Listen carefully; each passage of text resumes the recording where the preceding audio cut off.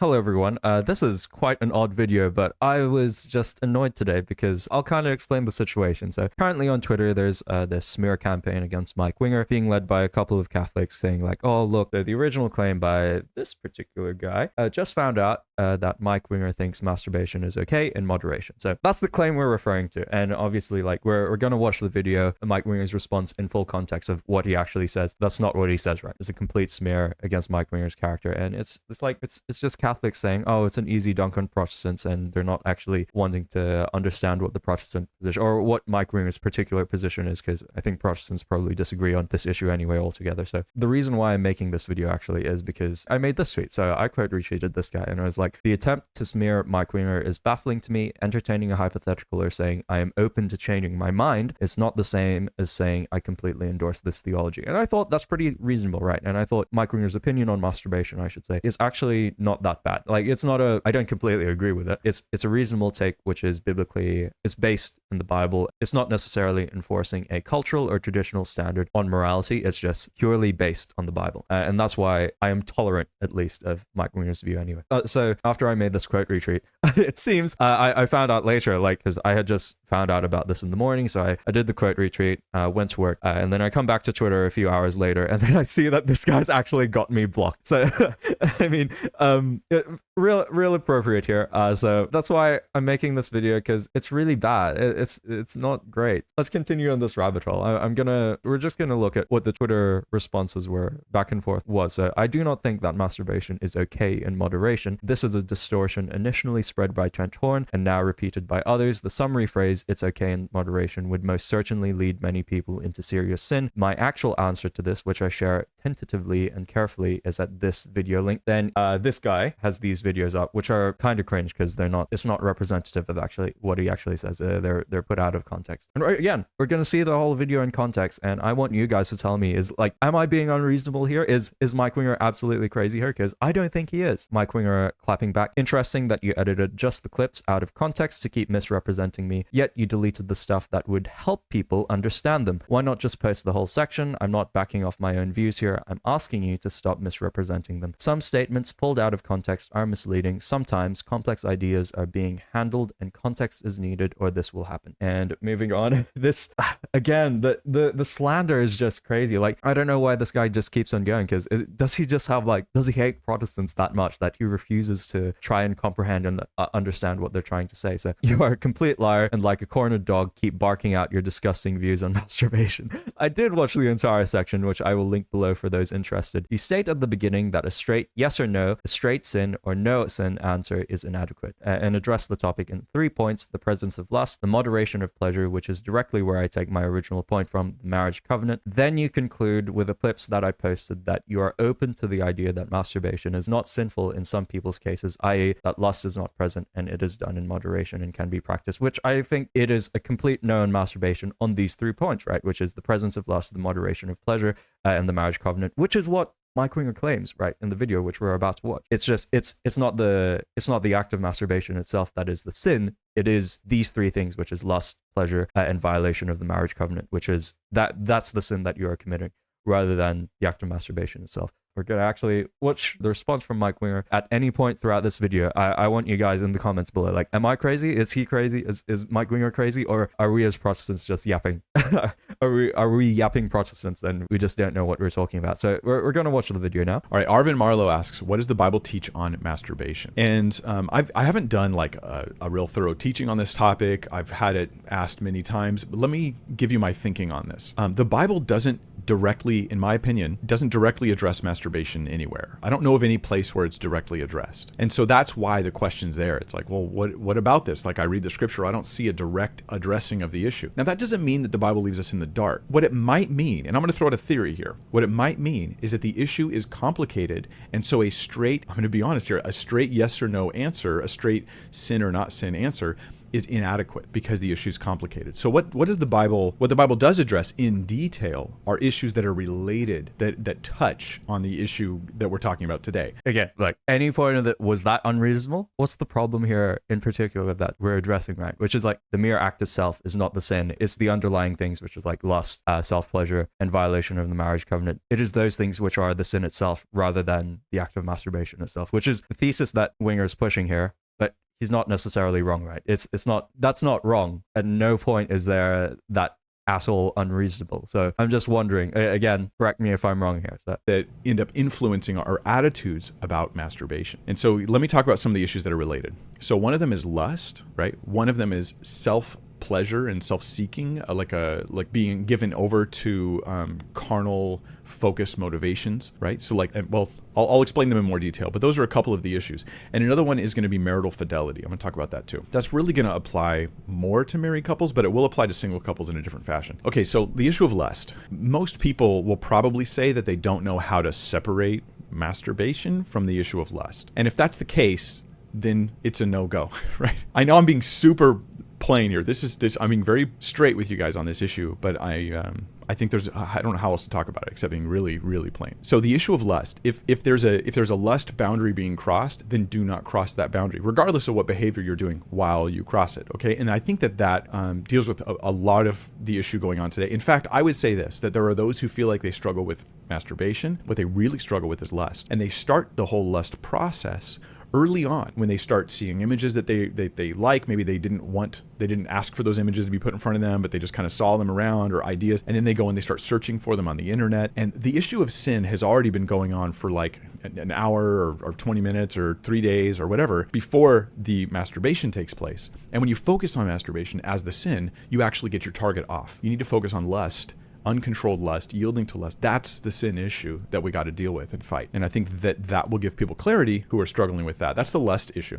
So all right, cool. There you go. Like, that is complete. Like, there's nothing unreasonable about this, right? And I would agree with this too, which is if you are struggling with lust, it's not like you aren't tempted. I'll say this carefully, which is you are not actually tempted to masturbate, right? Because there has been a thought process that has been building up to the point where you do actually masturbate and you do actually commit the act. But there are a series of steps, right? You may have been on social media for a bit too long. You may have just been tolerating those videos in your feed for a bit too long. And then eventually you're building up to the point where you would search for those certain images. I won't say the word because of YouTube, pornography, I should say. There you go. Then you go to the point where you are engaging in, like, you are actively searching for corn. And then you actually go through the process of actually, stroking the sausage, right? So to speak. So those are the things, like, there's nothing unreasonable there with what he just said. And I think that's a very, very important point to take, which is if you, dear viewer, are actually struggling with an addiction to corn, then you should take this advice, which is, right, there's a certain thought process. There are certain things that you can do very, very early at the start before you actually commit the act of stroking the sausage. So again, it's not unreasonable, right? Which is like this issue of lust is the sin rather than masturbation itself. I did actually see, wait. So Trent Horn kind of says this, like, this is the thing with Catholics, which I think is unfortunate because like, I'm under the impression, no, they would see like masturbation as like a mortal sin, but the way that he says it here, like Mike said, I am open to the idea, this is at the end of the video, by the way, so like this is also taken out of context, but let's take it at face value. I am open to the idea that there can be among single people a degree of masturbation that is not sinful. As a pastor, he should have said, masturbation is always sinful, though subjective culpability varies. I will correct Mike's errors that can send people to hell. So I think that's, like, again, it's the thing with Catholics, which are like if you commit this particular sin, like, I don't want to misrepresent it as like they're going to be unsaved if you commit a mortal sin. Because as a Protestant, right, I don't think whatever sin you commit, right, you can still access the free grace that Jesus has given you. So like even stuff like murder, like someone can be a murderer and they can still be saved, and we'll see them in heaven because they've been forgiven. All sins have been forgiven through Jesus. So yeah. It's wild. It's wild. Okay, we're going to continue now with what Mike Winger is about to say. Again, he's not being crazy here, guys. As much as lust overlaps, now, hypothetically, let's say that masturbation could take place with no lust being involved. Okay, well, maybe let's just say it passes the lust issue, okay? hypothetically. On to the second issue. All right, cool. So he does say there, hypothetically, let's say, okay, from that answer, he's saying that lust is a sin, right? Lust is a sin, therefore you shouldn't masturbate. And then he says at the end, hypothetically though, let us grant, or like this isn't an endorsement, right? This isn't saying that, no, you can separate lust from stroking the sausage. No, he's saying hypothetically, if we are to grant that you can separate lust from stroking the sausage, let's look at the other problems of masturbation that can occur, right? So that's what he's saying there. Like, this is why it does annoy me, because it is taken out of context. And as I said, this is just an attempt to smear Mike Winger, just because the Catholics want another a slam dunk on the Protestants. And what Mike Winger is saying here isn't actually that crazy, right? As we're listening to him right now, it's not unreasonable, it's not crazy. He is just saying through these things very, very carefully, right? It makes me a little uncomfortable even talking about it. But I think that for Christians to think clearly, maybe it helps just to talk super straight. Okay, self-gratification. It's the basic idea behind the problem with gluttony. The problem with seeking excessive pleasure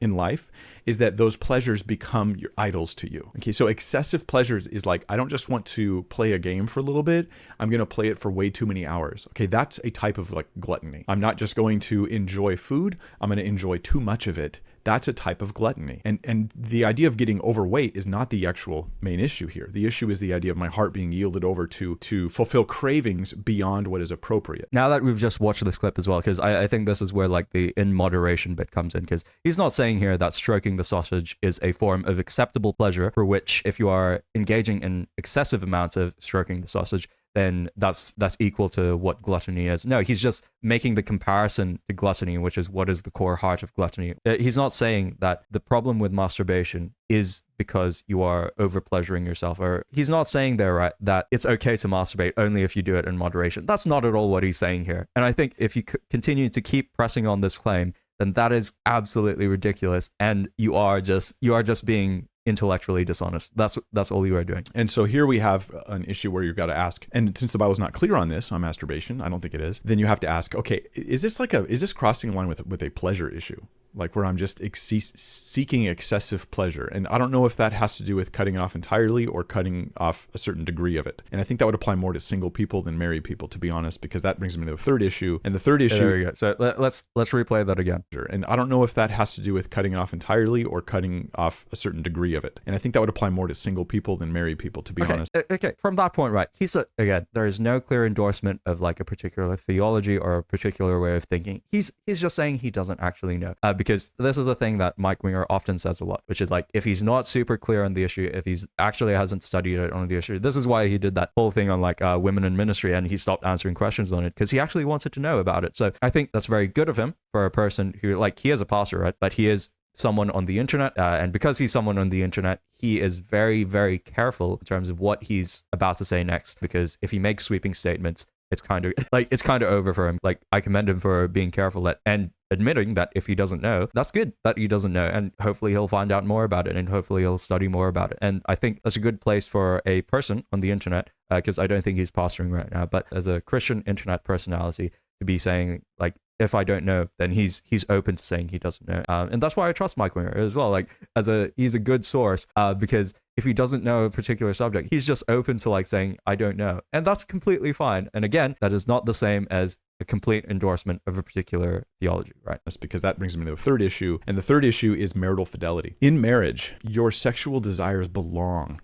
to your spouse. They belong to that person. Okay, so as a single person, it's one thing to say, okay, I mean, hypothetically, I could see there's a case for this, like that I'm engaging in this. I'm married, guys, just, but hypothetically, I engage in this behavior on rare occasions. It helps to calm me down, and I don't do it lustfully. I could see a place for that. I wouldn't rebuke a person for that. But in marriage, I feel like it's different. Okay, there you go. Like, okay, even particularly for the single person, right? He's not saying, yes, this is completely true. He's saying, hypothetically, right? He's just granting the case. It's not the same as a complete endorsement of this behavior. In terms of the rebuke part as well, again, we as Protestants, we want to be open to other people's theology and theological views as well. So that's just a product. Like, again, it must just be a Catholic thing where it's like, no, you must adhere to this, or like, yeah, that's brilliant.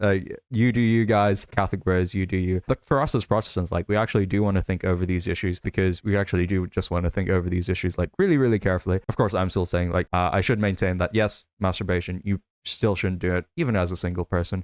that's my message to you as a young person. If you are watching this and struggling through that sin, just stop it. Like you literally, I think there is a point in which if you are indwelt with the Holy Spirit, like God will help you. And that's been the case in my own life, where like this particular sin, the struggle with it can only be won because God is actually helping me, right?